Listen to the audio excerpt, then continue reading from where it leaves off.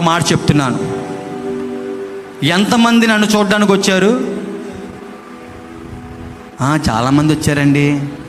ఫోటోలు కనపడ్డాయా? కనపడ్డాయి కదా, కనపడ్డాయా? తలక లోపండి. కనపడుతున్న ఈ కాఫ్టాలు కానీ చూడడానికి కాకుండా ఈ కాఫ్టాలు కానీ ఒక మనిషిలా చేసిన దేవుని సన్నిధికి ఆయన కొరకు రండి. హల్లెలూయా.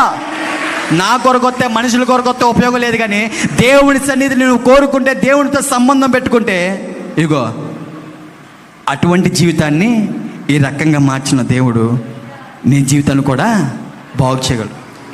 ఆఖరి ఒక్క మాట అండి, మనుషులు చూడమాకండి, దయచేసి దేవుణ్ణి మాత్రమే చూడండి. ఆయనకి అసాధ్యమైనది ఏది లేదు. నా మాటలు ఇంకా చాలా ఉన్నాయి, కానీ సమయం లేదు. ప్రియబిడ్డలారా, ఒక్కడు మాత్రం గుర్తుపెట్టుకోండి, దేవునికి అసాధ్యమైనది ఏది లేదు.